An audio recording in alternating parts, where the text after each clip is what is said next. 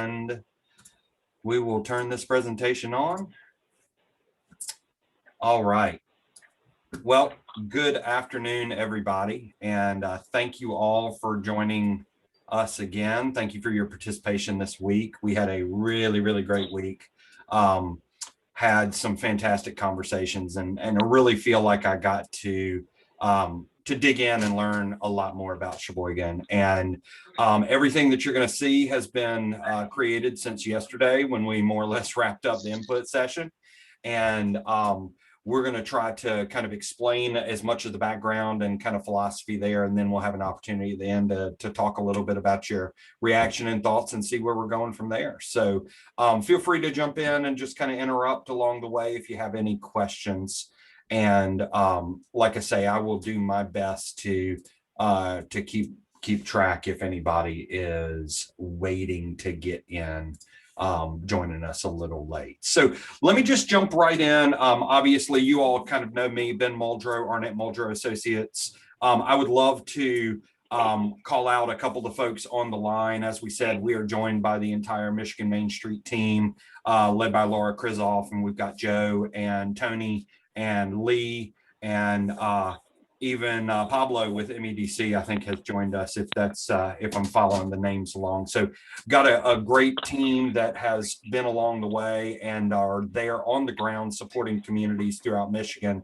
So once again, thrilled to work in concert with them and be able to deliver this service on behalf of Michigan Main Street and MEDC. So had the privilege of working in quite a few communities throughout Michigan. These are some of the brands that we've created throughout the state. So I think that makes you all number 32 on the list, which is a good number. So let's just kind of jump in with background. Last week, we launched an online survey. And we had about 220 responses as of this morning. Real good turnout, actually. That very good response. Couple quick stats from that. So the main zip codes that came from, obviously 49721 was the top responder. 49749 was second, then 49755, and then 49718. Any zip code that didn't have at least 3 respondents from it didn't show up in the word cloud. So, you've got your random onesies and twosies that are just kind of connected, but might live all over the place.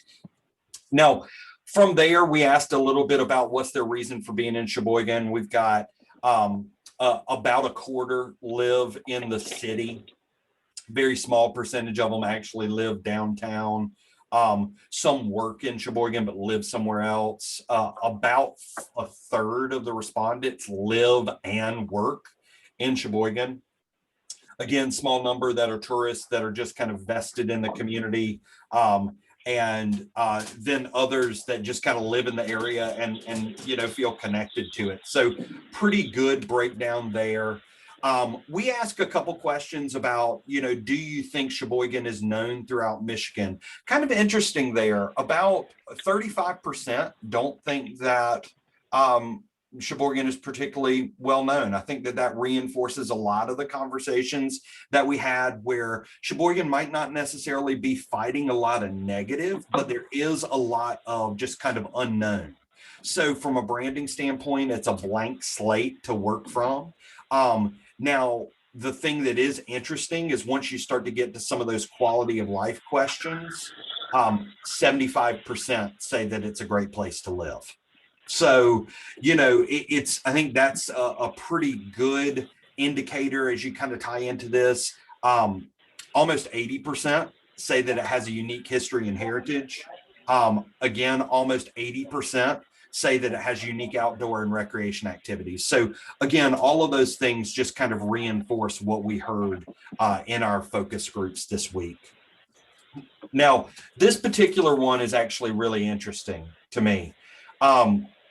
We ask, how positive of an image do you think people in the region have of Sheboygan? Now, this is, when you think about how it's worded, it's not how positive is it to you? It's how positive do you perceive others to see it?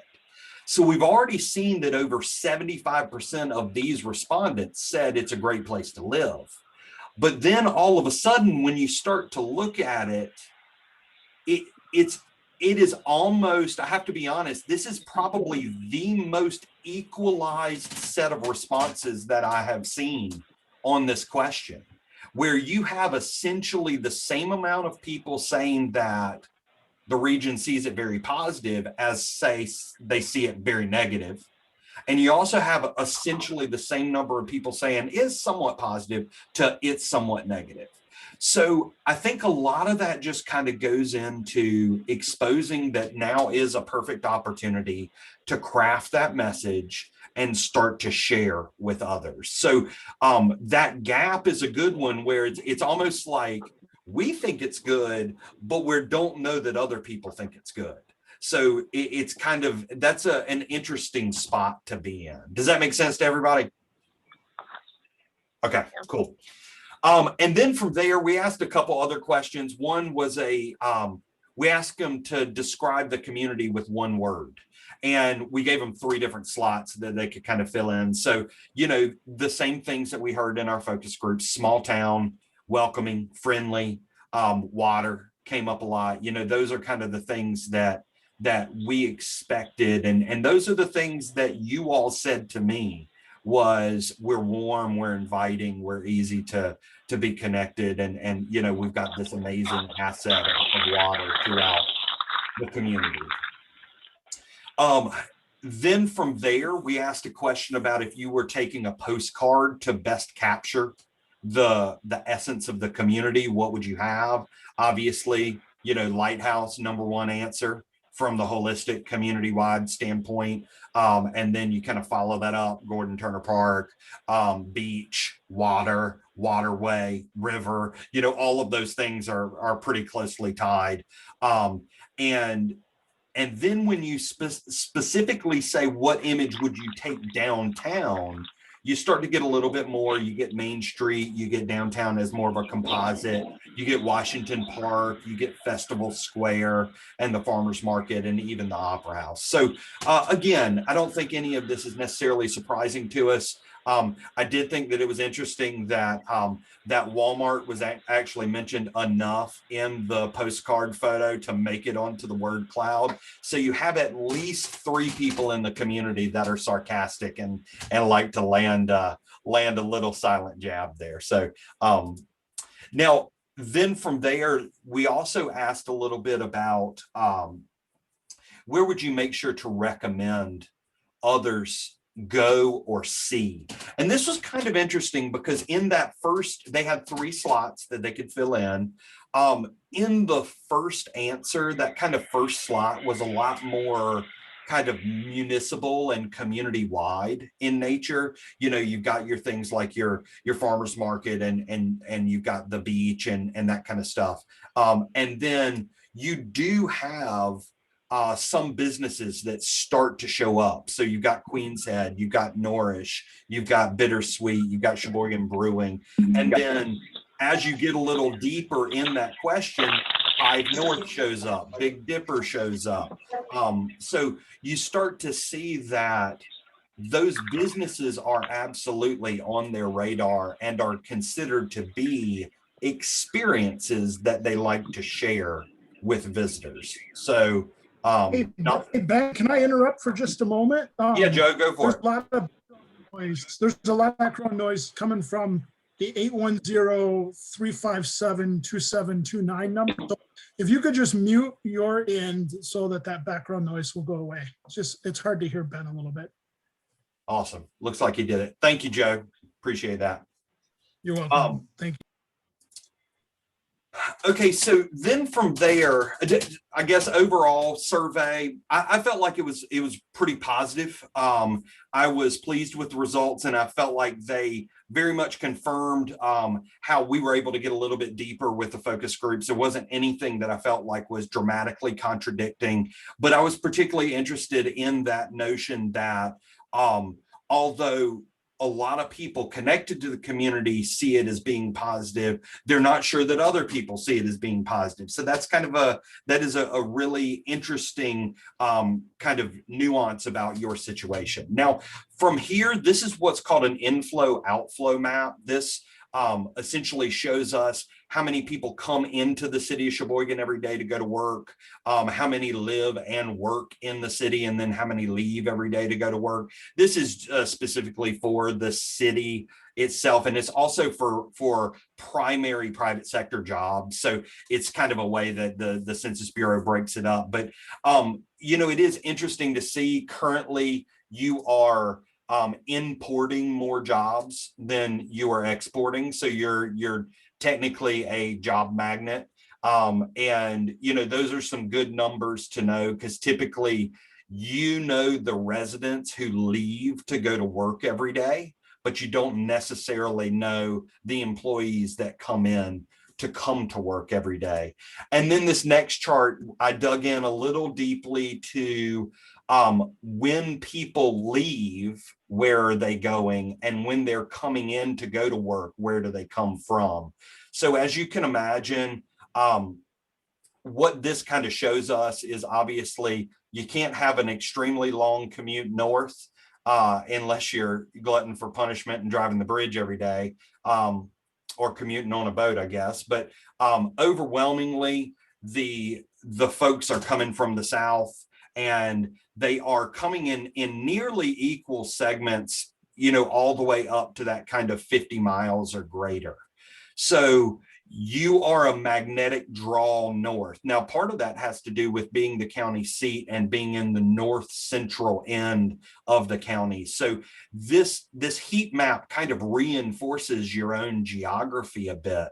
But one of the things that's remarkably interesting is if you look at this is where people go to work who live in Cheboygan. They're going much, much farther. Nearly a third of those 1,200 people that are out commuting over 60 miles. Now, there's a little bit of a nuance in there where some telecommuting is starting to fall into those numbers. This is 2008, so it's not going to be necessarily reminiscent of anything that's happened post-COVID. But again, that actually tells us that this is the kind of community that we are seeing people that might have either had traditional year after year seasonal visits and turning those into looking to live up here, or people who've had seasonal homes and are starting to transition into this being their primary residence. We had a great anecdotal story of folks that were doing just that. They had always planned on retiring here, but the situation's changed, and now all of a sudden they're going to be able to work their last years out from Cheboygan before they retire. So just again, interesting stats to kind of understand the market and the people that make that up. Now, in addition to that, I always like to run just some basic demographics. Population, they're forecasting somewhere around 4,700. This is for the census designated place. Poverty rate of about 19%, which is high. Median age 42, which is older than national average. Median property value about 81,000. Median household income 35,000, and that actually saw a 1-year decline. So some of those things I think kind of factor into what we heard about. You know, we want to make sure that we understand what the community is that we serve, and that, you know, the phrase blue collar was used a lot. This is a graphic breakdown of your industry and your job types. I'm going to share all this with you all as a PDF. So if you are kind of a numbers and analytical nerd, feel free to dig into these. But you've got about 20% of your jobs in retail trade, another 15% or so in accommodation and food service, about 10% in healthcare and social assistance, about 6% in education. So you can start to see how all of that breaks down and kind of reinforces what you know.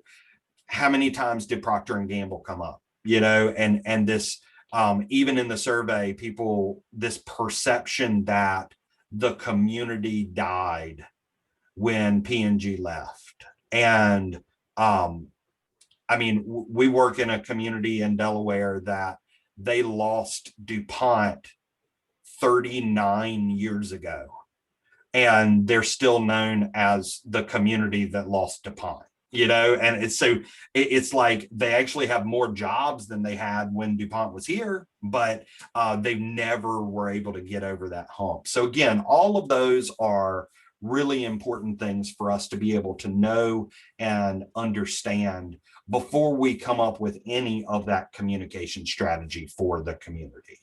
Does that make sense? Anybody got any questions from the background info? Sweet. Okay. So from here, what I always like to do is I like to start showing you the brand toolbox. Now, the brand toolbox is really made up of a series of 4 main components. It is a uniform use of color and defining a color palette to be used for consistency throughout the community. Then we want to define typefaces and how we can use those over and over again. Then we have the approach and inspiration to graphics, and then we have our message. So I'm going to jump right in with our color palette. I've got this really great tool that I can use where I can take photos from the community and upload them and analyze what colors are seen over and over again. And I did this for a series of different photos, and I tried to find photos that were particularly representative of the things that the community cherished. So everything from the crib light to downtown to trails to the river. And when I combined all those together, I started to figure out what colors repeated themselves.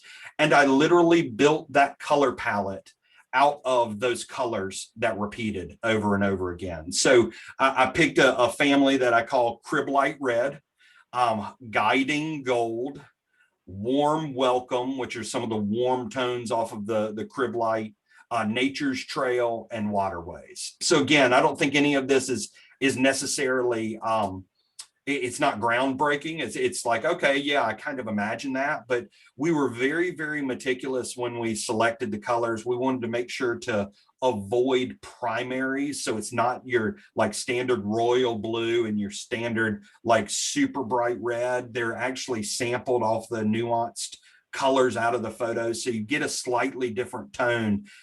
Believe it or not, when you use those default colors that might be preloaded in, say, Microsoft Word, or might be preloaded in, even in a design program like Adobe Illustrator, your work ends up looking simpler because it's kind of like, oh, well, those are the colors everybody uses. So being able to derive those tones and shades directly from your place, now all of a sudden your color palette is truly derived from your character. And it makes it a little bit harder if somebody's like, well, I don't really like that green. It's like, well, I get it, but it's your green because it's from, it's from your place. And you start to massage those colors in a slightly different way. So then from there, I started to look at typefaces, and I've read a really, really interesting article called The Battle of the Boygans, where it compared Sheboygan, Michigan to Sheboygan, Wisconsin. So, it's nice to have a community that spells it the right way and one that spells it the wrong way. And I just, in doing that, I wanted to create a word type for the name Cheboygan that literally, when all you saw was your name, it truly felt like yours. I wanted something that was just unique enough about it in the typeface selection that it could visually be recognized. And therefore, all of the organizations, all of the event organizers would be motivated to use this uniform word type. So after looking, I selected 2 main typefaces for the system. The primary is this really, really interesting kind of thick letter serif typeface. It's very traditional. It actually is derived from quite a bit of what they call a nautical usage standard, where they're both serif and sans serif typefaces that were deemed to be appropriate to put the name of ships on ships with. So I thought that was kind of an interesting kind of inspiration point there. And when I show you the word type, I'll show you the thing that really sold me on this particular typeface. And then with the secondary typeface, I selected a very, very heavy sans serif typeface. Now these are intended to be content neutral. They're not supposed to be overly flourish. But what I did do when I selected this is I wanted one that had slightly rounded corners. I wanted to knock that edge off so it didn't seem too sterile and it didn't seem too formal. So those were the typefaces that I selected. And then this is what your word type looks like. And the thing that I really, really loved is I loved this kind of swoop in the lowercase b. Just kind of, it was almost representative or symbolic of a wave, of flow. And I think that one of the things that is so nice about this is there was a lot of kind of waxing and waning of, do we say Sheboygan in all capitals, or do we say it in what we call title style? I really wanted you to be able to have this presented in title style. Title style is easier for us to read. All caps eliminates ascenders and descenders. It's harder for your eye to take in. And with a name that's a little bit foreign like Cheboygan, it is nice to be able to give it in a way that people can kind of digest it. And the other really nice thing about this is, can you see my cursor when I do this? Okay. When you have these two descenders kind of coupled together, it gives you this great space right here and right here for different modifiers. You have a great open space on the right of the ascender of the B for graphics to sit. And you also have this really great little nook between the H and the B that allows graphics to kind of be held in there. So that was really what kind of led to that decision on the word type itself. So then from there, I started to think about graphics. And honestly, this was probably one of the most non-decision decisions of the whole process, because the lighthouse, obviously, the crib light is used so frequently across the board. So, you know, being able to go through, I did some research on it, learned a little bit about how it used to look, and you know, all these different kind of changes over time. And it really went to inspire. I wanted to give you all a new way of looking at it, but just a kind of slightly different angle, and something that I felt like was representative from that destination standpoint. But again, I felt like a logo without the crib light would just feel wrong to too many people. I felt like it would almost be turning your back on everything you've done to this point. So I wanted to kind of honor that. But then where it really got interesting was with the message. The message component is the part where typically what we would do is we would write this long, eloquent statement with all of these, you know, adjectives and real fluffy language. And then we would end on this one single statement. And you know, everybody would be like, oh my God, that was so beautiful. I cried, I teared up. But the fact is, Sheboygan is in a really interesting, exciting, but also pivotal time in its history. You have investment from the private sector. You have new business types going in. You have new brands, new image, new standards, new price points. You have to be really good at communicating right now so that your investment in downtown does not become a wedge between the old and the new, does not become a a separation between those who have been here and those who come here, between the live here and the visit here, between the full year and the part year. So I felt like it was far more important for us to be able to give you a series of messages that were really strategic, but it was almost like having a couple more outfits so that you would always have the right outfit for the right conversation, if that makes sense. So I'd like to talk to you about a couple of those now. So I'm starting with 4. One is your up north home. Obviously from a visitor strategy, I loved the idea that Sheboygan is the way that up north used to be. It's got that nostalgia. It's got that experience and that approachability that has been preserved here. This is kind of an interesting, this message is actually most targeted to the idea of the people who have been coming here, but might transition into being truly invested here. So this true conversion of let it feel like home when you visit, but then also how do you make it home, and how do you truly be connected as you kind of make that transition. The second is the simple phrase warm and bright.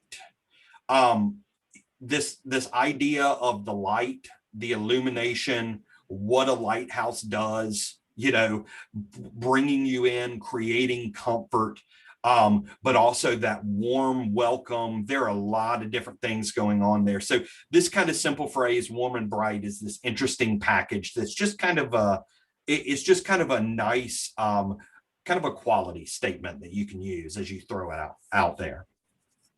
Guided home. Guided home is it's this residential strategy, both for bringing our talent back to our community, but also cultivating housing availability for the people who want to live there. We have at least 2 people on the call today who are kind of like, buying a house there is hard, and so this whole idea of making sure that home and calling Cheboygan home is part of the plan moving forward. And then that final phrase, our light will draw you in. Again, I think you're starting to see there's it's a very, very common thread, light and warmth. Those are the things that you provide. Those are the things that are kind of connected to the role that you have historically played. And there are endless paths that you can take from there. So what you'll see for the rest of the presentation is you actually see a lot of these different phrases used at different times for different purposes. Does that make sense for everybody? So when you stitch all of that stuff together, it leaves you with a system that starts to look like this: Lake Town, River Town, Trail Town, Art Town, Small Town, Hometown, Downtown Sheboygan. Again, very, very simple. It's playing off of the elements that you kind of expect to see out of it. And I want to dig into it a little because I think that, with this system, there's some complexities there. I want to see if I can deconstruct it a little bit, but you can actually see here, we've played around with different layouts, given stacked version, given horizontal versions, given smaller, simplified down versions as you start to use it more and it starts to grow some meaning. Down the right-hand side, you actually see I went through and created a whole iteration of simplified versions of the icon so that you could have the right tool for the right application. And as we go through and prepare the package, I'll literally create variations of every single logo with every single one of those stylized versions, so you always have the right tool.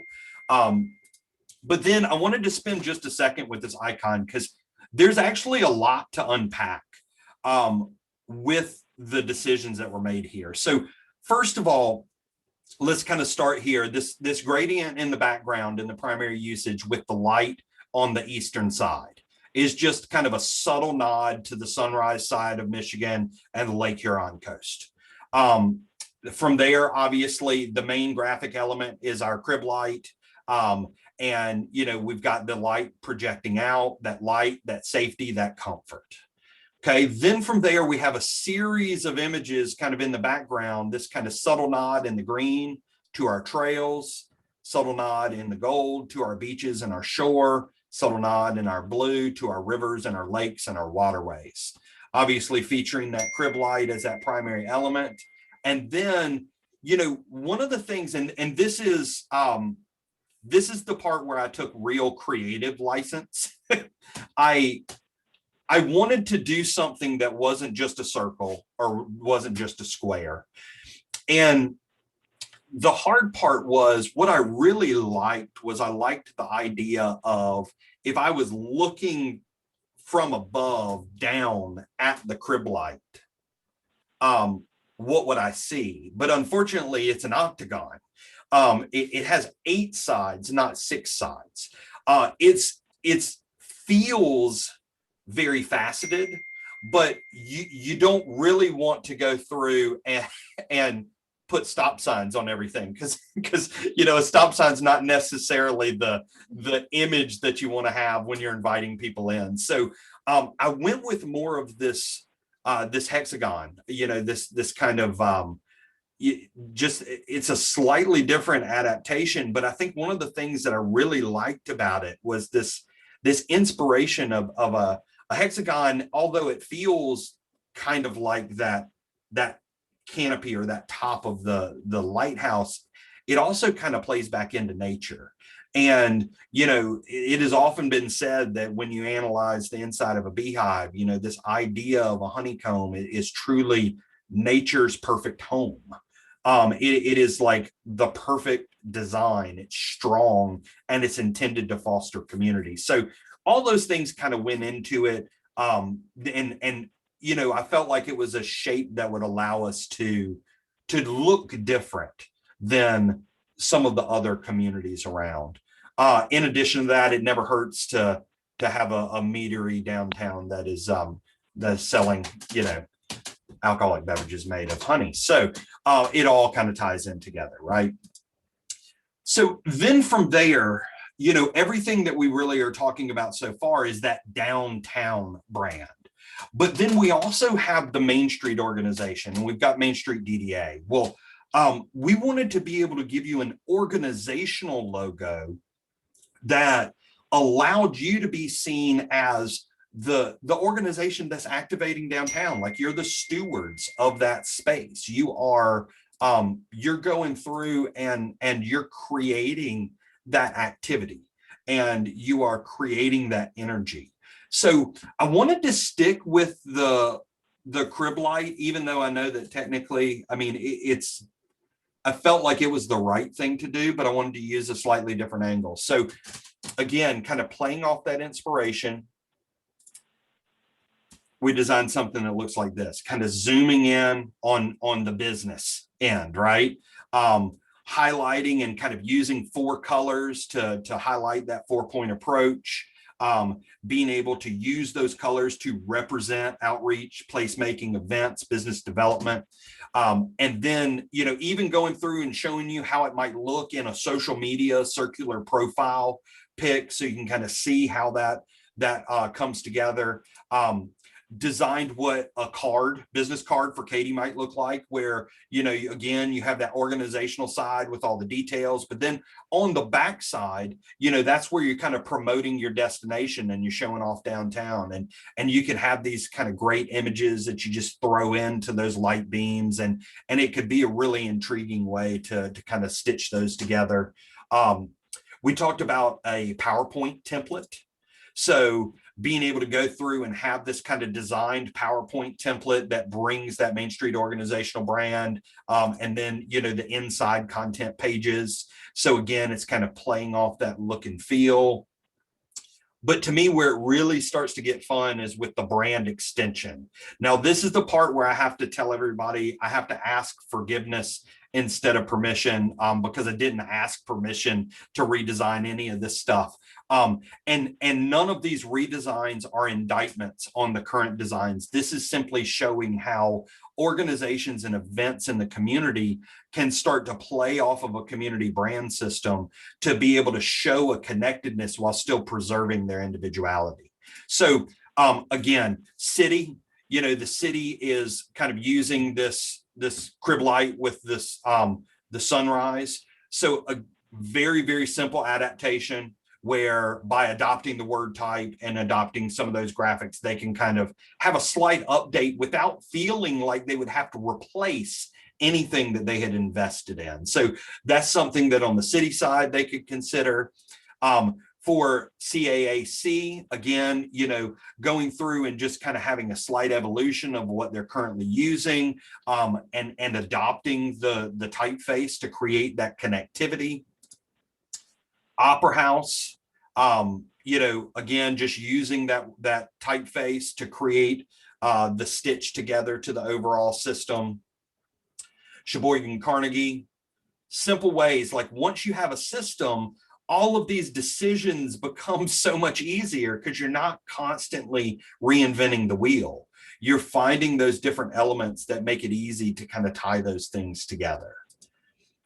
And then even with the farmers market, I had seen an old farmers market and then what appeared to be a newer updated logo from maybe a year or so ago. So I wanted to keep the exact same spirit of that newer logo, but show what it might look like if you adopt the brand colors and typeface and just kind of update that to fit into the overall system. And then with some of your events, just being able to have the tools, simply doing a sidewalk sale tag with your typefaces and your colors, your scarecrow stroll, again, not trying to force everything to look exactly alike, but being able to create that continuity through the typeface whenever you have a autumn or Halloween event. Even if orange is not in your color palette, you're allowed to use orange and black, right? That's kind of the way that it all works. So, and then, you know, your light local trees, your merry and bright, different ways that you can kind of stitch all of those different ideas together and use that to create a connected brand system. I spent a little bit of time as well looking at street banner designs, how you might be able to use street banners to help tell some of these stories and create kind of a connected approach. One of the things that I did not have time to design, but I actually would love for you all to consider, and I'll be glad to, if we can work together, Katie, on figuring out how to do it. I would love to create branded flag pennants for the snowmobile lanes instead of just using the ones that you have. Could you imagine how great it would be to just introduce that little touch of your brand colors and some of your brand graphics in those, and then that way you really, it's just another visual way that you can own the trails and the outdoor recreation access that you have there in Sheboygan. Then from there, I'm also a big fan of making sure that you have merchandise available. This is the place where our businesses should be able to profit from this. We want to give them access to this, like the more the merrier. That's where you start to truly earn brand equity. And every business knows their product set and knows their customers. So they're the ones that are going to be the experts in figuring out how to roll this out. But I love to show merchandise that people would actually be compelled to buy. Most of the time in our communities, the only shirts that we own are either for the local high school, or they're the shirt that has so many logos on the back of it that you only paint or cut the grass in it. So having some nice, like well-designed pieces is always good. Being able to create things for volunteers for the organization as well. Those kind of premium items that turn them into walking billboards as they go around and help. And based off how cold it was when I walked around, I decided to design a sweatshirt instead of just a t-shirt. Felt like maybe that would make a little sense for all of you thick-blooded folks up there. And then even designing some elements of what we call premium items. I think a lot of times when we have branded merchandise, we always try to go out and find the cheapest item to slap our logo on. But one of the biggest lessons is this idea of brand co-oping. If you want to position yourself as a high-end kind of outdoor recreation, not high-end, but like top tier outdoor recreation access point, then go out and make, I mean, heck, if you only have 5 Patagonia vests with Sheboygan logos on it, but people are walking around with it, they start to make those connections. And then understanding those premium product lines in the areas of interest that you all are excelling in. So whether it's snowmobiling, whether it's bicycling, like being able to go through and find those things and being able to find those brand co-op opportunities. And then I don't think John's with us, but I don't know if y'all could figure out a way to embroider a logo on a side of a Stormy Chromer, but if there's anybody that can do it, I think I know who can. So again, finding those ways, finding those outlets for your businesses to truly profit off of the connection that people have with Sheboygan. And then finally, I want to talk to you a little bit about where you go from here and what brand adoption looks like. So we will be creating a style guide. Hello. Yes. This is John. I am with you. Oh, sorry. Hey, John. Just that I wasn't with you. I am with you. Okay. I've been in from the beginning. I didn't see you come in. Sorry, John. I'm the 810 number. Oh, okay. I got you. Well, okay. Sorry. We're going to get you a monogram Stormy Chromer with the Sheboygan logo. Does that sound good? Sounds great. All right. So we've created a comprehensive checklist on how to launch the brand. These are all the things for you to kind of consider. We've organized it into 3 phases. There's no like fixed or magic way to roll this out, but there definitely are kind of the low-hanging fruit and the most cost-effective things to do first. So we've tried to kind of break them up there, so you'll be able to dig all into this, and it'll be part of that overall style guide package. This is what that style guide will look like. It'll define all your colors. It'll define all your typefaces. It'll tell you how to use the logos, how not to use the logos. And it'll also include a full thumbnail gallery of every single graphic identity that we created. So it's a quick reference for all of the files that we'll share with you. There's also a how to be a brand partner. Now, this is intended for you to share with your business community, your other community organizations, and your event organizers, and simply shows different creative ways that they might be able to take advantage and use brand identity elements. And then finally, we've also given Katie a brand score sheet. This is a self-scoring exercise that the organization could go through every year or two just to identify where you're falling on the range. Young organizations typically are going to be somewhere in the 30s, where your veteran organizations that have gone through a branding process and have a couple of years of brand implementation under their belt are probably going to be hovering somewhere in the high 60s to mid 70s or so. And then it's only when you get to kind of the super mature or advanced level where you start to break into your 80s and 90s. So I always like to throw that out because people are in the school mindset and they think that if they're in the 30s, they've got like a horribly failing grade, but that's not the case at all. So with that, that's what I was able to put together since yesterday. I would love to hit a pause on it and hear your thoughts and see if there are any questions I might be able to answer.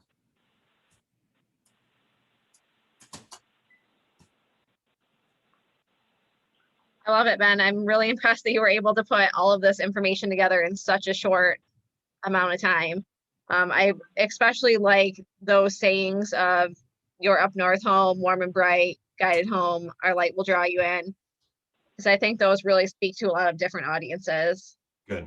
And that was the thing, Katie. I just, even though I typically lean on the side of trying to be a little bit more lean and mean from a messaging standpoint, I simply felt like every phrase left too much on the table that we needed to communicate to other people. So I felt like it was one of those things where you need a little bit more of a toolbox when it comes to communicating, especially when we know that you're flying under the radar, your awareness might not be as high as it is, and you also have people in your community and connected in your community that are skeptical as to how others see you. So I felt like that versatility made more sense, but I'm glad you like that.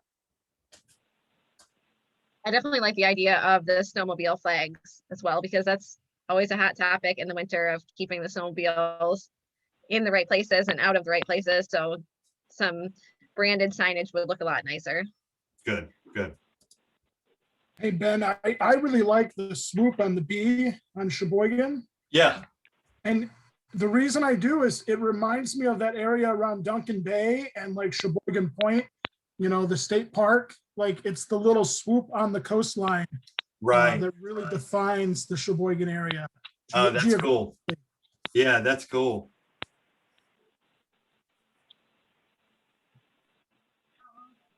I'm sure you did that on purpose. I was waiting for you to pick it out, Joe, because I wanted you to show everybody how familiar you were with Sheboygan Point.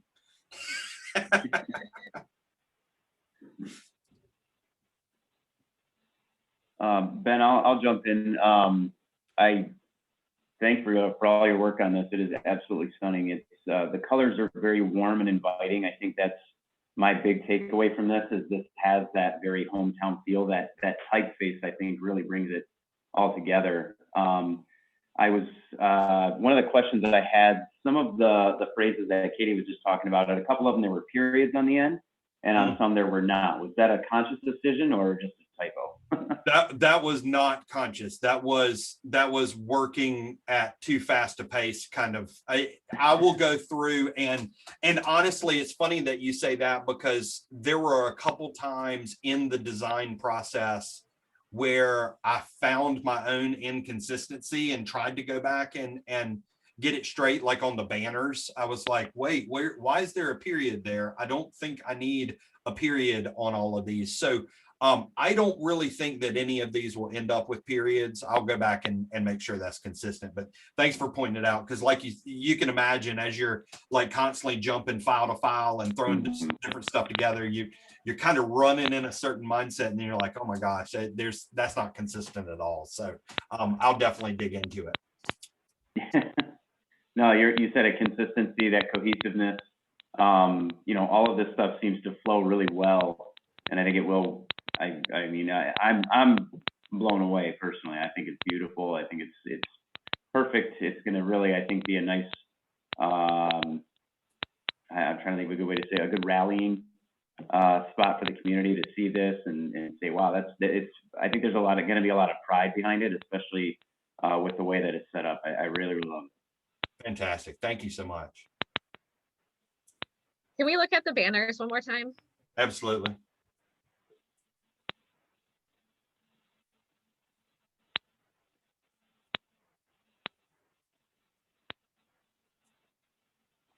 All right, now on these, here's my caveat here, because again, this is with the idea of like your trail town, your art town, your river town.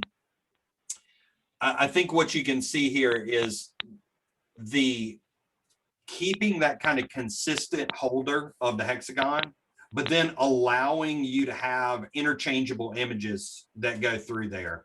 And the hard part with trails is I went with topography lines because it's like, if you've ever dealt with people who are passionate about trails, but it's like, oh, I love my trails, but don't bring horses on that trail. And it's like no ATVs on that trail and motorized versus non-motorized and all that kind of stuff. And so there's a little bit of a quest of figuring out what's the appropriate icons to be able to do it in a nice, clean way. But one of the nice things is it's nice and can be complicated too, depending on how we end up producing these.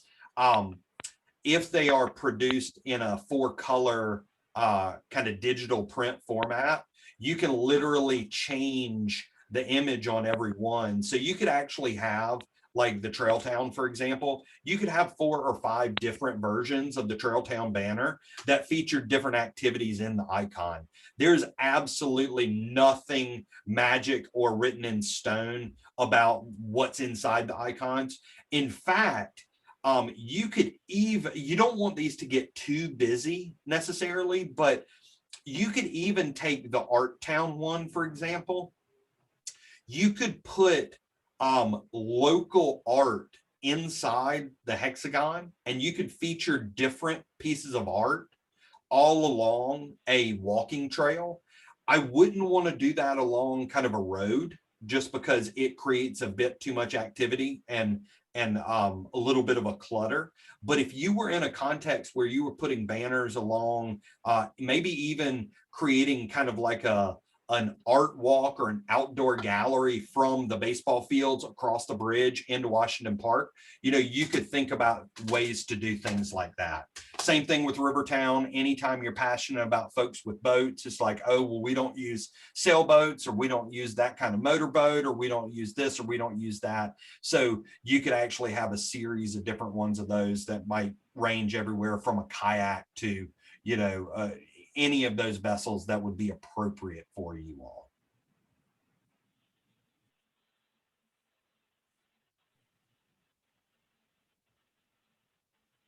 I actually thought the topography lines were the rings of a tree, so that works both ways. Yeah, it does.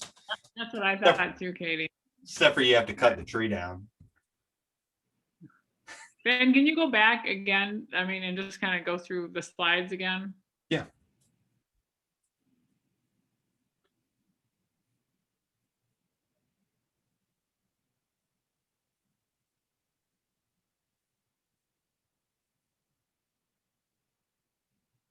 Okay, but I mean, that's fine. I just wanted to see those particular ones that you just did. Gotcha.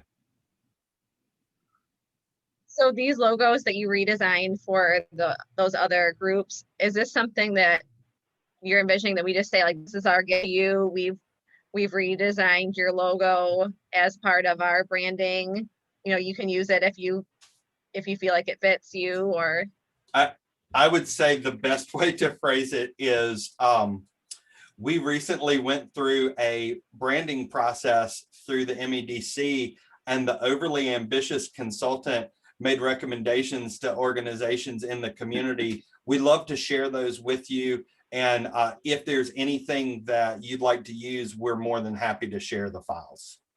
And then keep yourself as distant from it as possible so that no one would ever be offended that Main Street felt like they needed to redesign somebody else's logo, but then also just play up on the hey, this is free, and if you want it, you're more than happy to have it. I'll give you all the digital files. The thing that we typically find is there's some that automatic. I mean, one of the things you noticed, I didn't do anything to Chamber logo. Chamber's got a really good logo. Chamber is one of the few uses where they found a really good typeface to be able to say Sheboygan in all capital letters. So, you know, it's one of those where I was picking out some of the ones where an adoption would be easy. And I don't necessarily feel like every organization needs to go through and do that, but this is one of the best ways to show what the varying levels of adoption might be. You know, every group will be a little bit different. Obviously, you're working in the city. The city would be the hardest to convince, but it would also, I mean, if you look at what they have at least 4 different variations of their own logo with 4 different typefaces, just because without having a toolkit available, there's, you know, that natural the lack of consistency happens. But then, you know, like the CAAC or the Opera House, you know, it's just to kind of show if they want it, they're more than welcome to have it. But I would definitely shield you from my my over aggressiveness.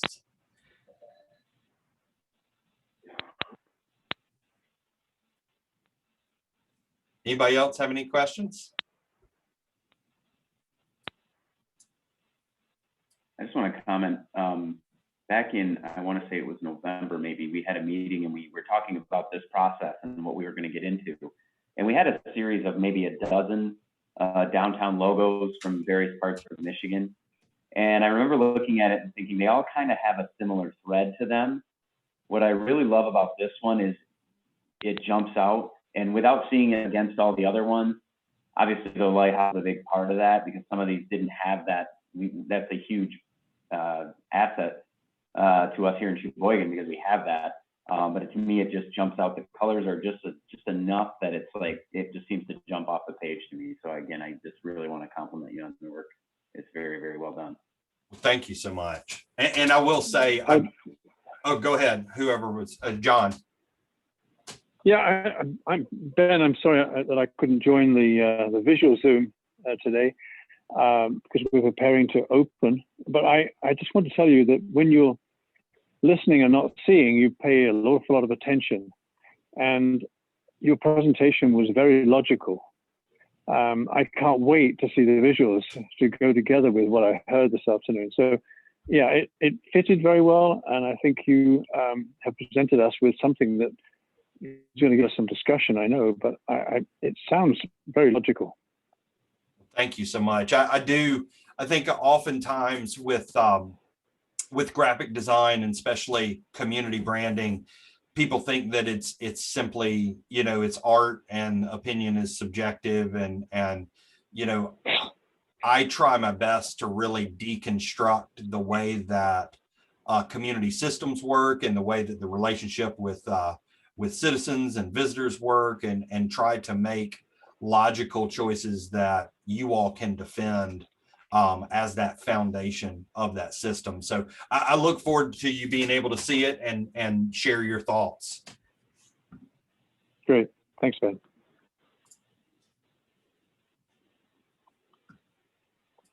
Anything else? Ben, did you say you were going to send a PDF of this PowerPoint? I sure am. In fact, I am exporting that right this second so that I can go ahead and get that over to Katie.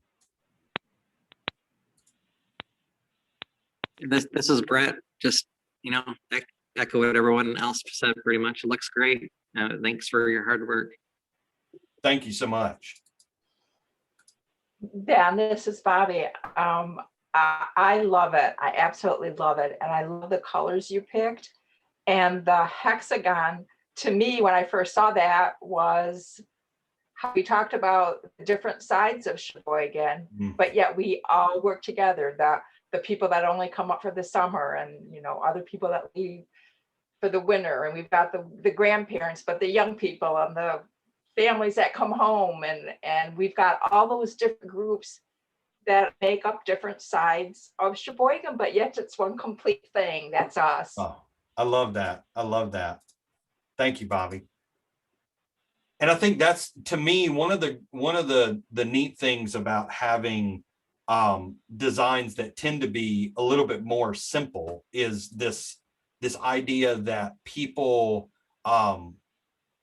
they kind of infuse their own meaning into what they see.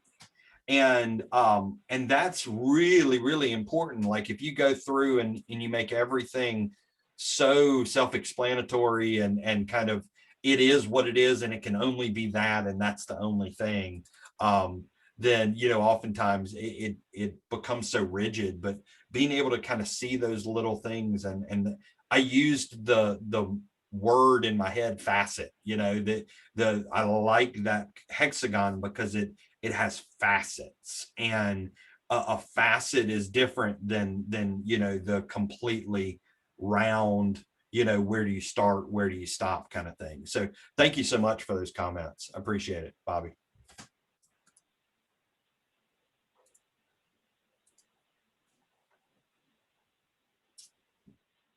Anybody else?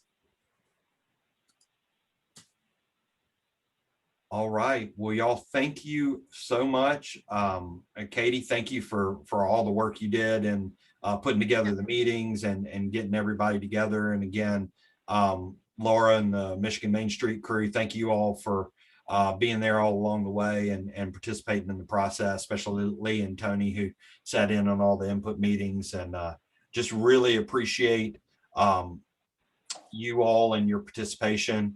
I will share a link to the video as well as a link to the PDF, Katie, as soon as everything uploads.